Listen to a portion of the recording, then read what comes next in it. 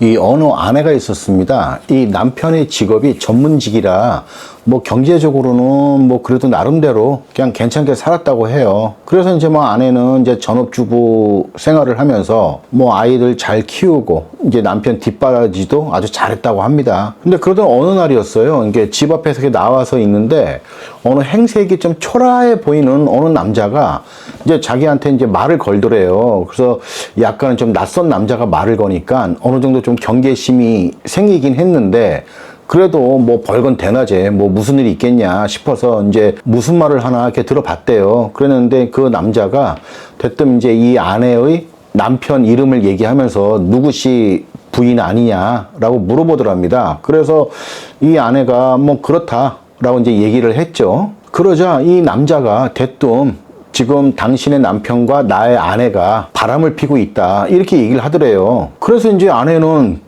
이게 무슨 소린가 놀래가지고 이게 무슨 말씀이냐 내가 제대로 잘 들은 게 맞냐 라고 했더니 그 남자가 이제 누런 봉투에서 뭐 이렇게 사진 인화한 거를 몇 장 이렇게 보여주더랍니다.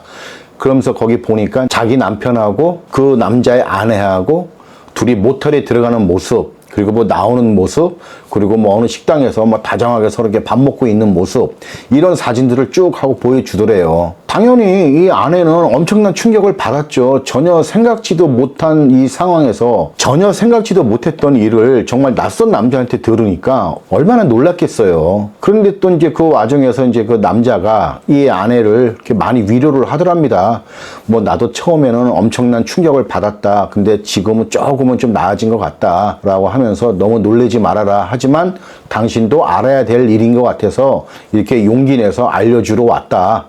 이렇게 얘기를 하더랍니다. 그래도 또 아내는 그 당시에 약간은 또 동병상련이라고 이 같은 불륜 배우자들, 같은 배우자, 이제 이러한 입장이다 보니까 약간은 좀 그 순간은 좀 안심이 되고 의지가 또 되기도 했었다고 해요. 그래서 일단은 이 아내분이 이제 그 남자한테 물어봤죠. 이 증거 사진들 나 주면 안 되겠냐 라고 했더니 그 남자가 자기도 뭐 돈 주고 사람 시켜서 구한 자료이기 때문에 쉽게 줄 수는 없다 이렇게 얘기를 하더랍니다. 그래서 이제 아내가 그러면 돈 얼마나 들었느냐 내가 반 내겠다 라고 했더니 또 이 남자는 아니다 나는 꼭 뭐 돈 때문에 이러는 건 아니다 또 이렇게 얘기를 하더랍니다. 그래서 어쨌든 그 남자는 지금은 줄 수 없고 서로 연락처 교환하자 그리고 상의해서 내가 주던지 결정하겠다 이렇게 얘기를 하더랍니다. 그래서 이제 아내는 이제 연락처를 이제 넘겨주고 서로 이제 연락을 하게 됐죠. 일단 아내는 그날 저녁에 남편이 들어와도 일단 확실한 그 증거를 손 안에 넣기 전까지는 그냥 모른 척하고 그냥 있었다고 합니다. 그리고 이제 그 다음날 그 남자한테 전화가 왔다고 해요. 그러면서 지금 마음은 좀 어떠냐 괜찮냐 어제 무슨 일 있지는 않았느냐 이제 이런 걸 이렇게 물어보더랍니다. 그래서 이 아내분은 그냥 너무 정신없고 계속 이 생각만 나서 너무 힘들다 괴롭다 이제 뭐 이런 얘기를 이렇게 주고받았다고 해요. 그러더니 이제 그 남자가 그렇게 얘기를 했다고 해요. 우리 이렇게 당하고만 있지 말고 우리도 복수를 해야 되지 않겠냐 이렇게 얘기를 하더랍니다. 그래서 이제 아내는 이제 자기가 어떻게 해야 될지도 모르겠다. 그냥 지금은 아무 생각이 없다. 이제 이렇게만 얘기를 했다고 해요. 그런데도 그 남자가 계속 이 아내의 감정을 계속 좀 뭐랄까 막 복수의 마음을 좀 끌어내려고 하는 것처럼 계속 이런저런 얘기를 하더랍니다. 그러면서 가만히 있으면 안 되지 않겠냐. 그러면서 말을 빙빙 돌리더니 한다는 말이 말도 안 되는 복수 방법을 제안을 했다고 해요. 그 남자는요 그랬답니다. 우리도 똑같이 불륜을 저지르자.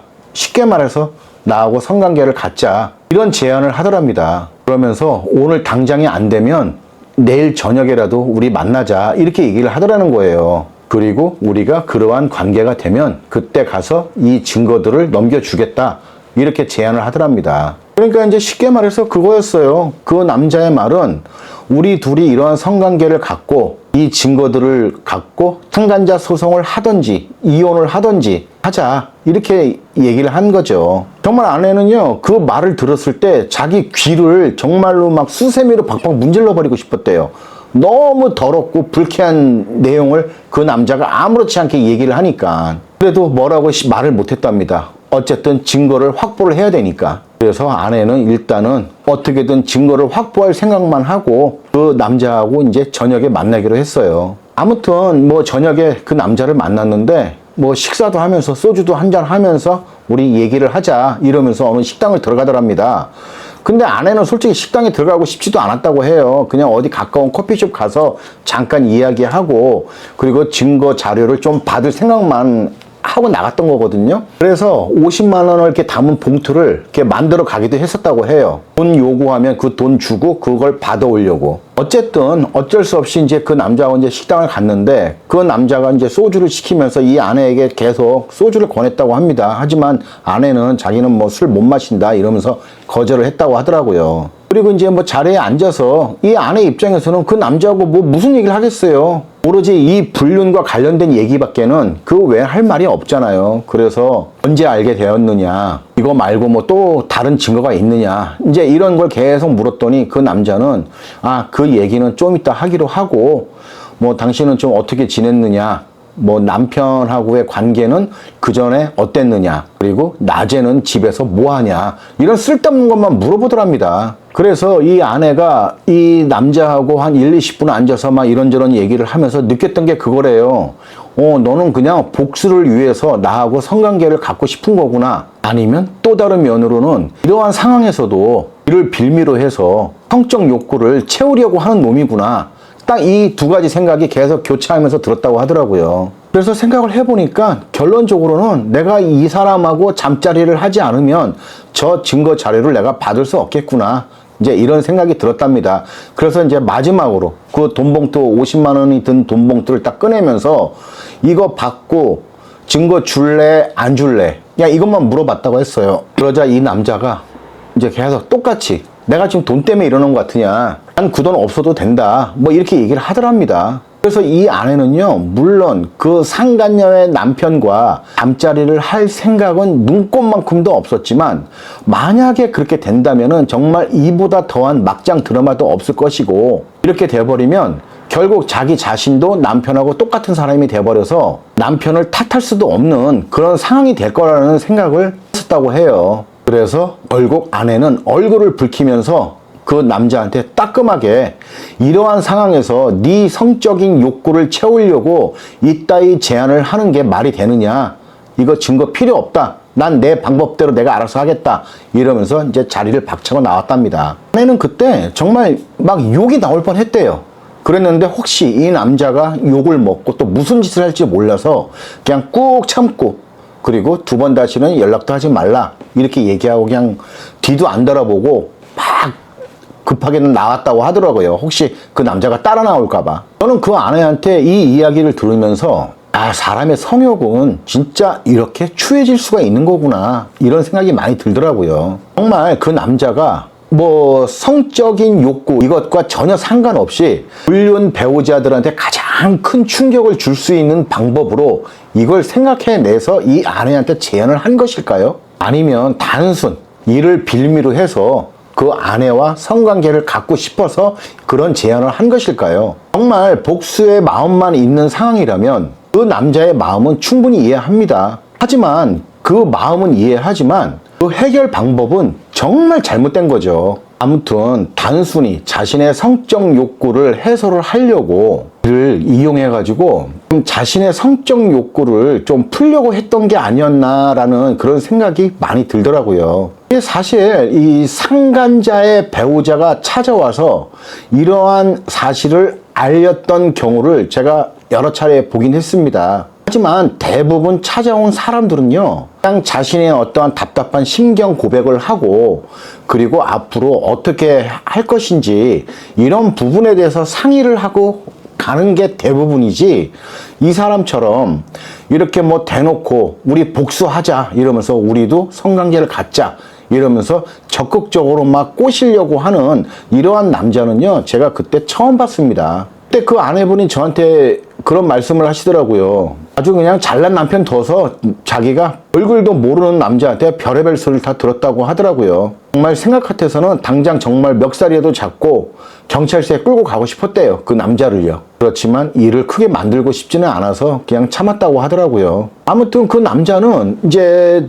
이 아내의 남편을 상대로 상간남 소송을 했고, 이를 알게 된 아내한테 그 남편이 엄청 손이 발휘되도록 빌었다고 하더라고요.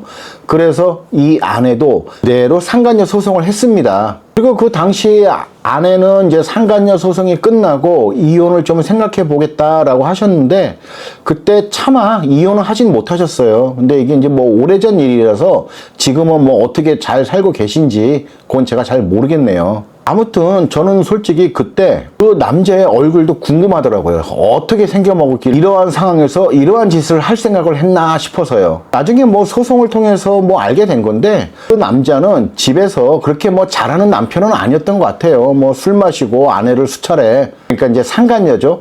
그 상간녀를 수차례 뭐 폭행을 한 적도 있었고, 그래서 그 상간녀가 계속 좀 밖으로 좀 돌았던 것 같아요. 이 사람마다 약간의 차이는 있겠지만 이 성적 욕구는 정말 때를 가리지 않는 것 같아요. 이 태초에 하느님이 이 세상을 만드시면서요, 모든 동물들한테 다 발전기를 정해주셨대요. 너는 언제 해라, 너는 이때 해라, 너는 저때 해라 하면서. 그런데 깜빡 잊고 우리 사람한테만 그 발전기를 정해주지 않으셨대요.